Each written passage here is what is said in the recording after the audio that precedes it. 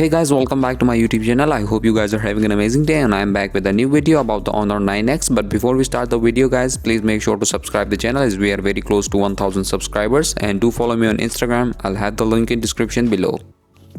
So there were some doubts about this device, that whether it will be released or not due to the recent crisis that Huawei and Honor have been going through, but it has been confirmed now that the Honor 9X will be released on 9th of January 2020. It will come in a price tag of around $230 with a bezel-less screen and 6.9 inches full HD display.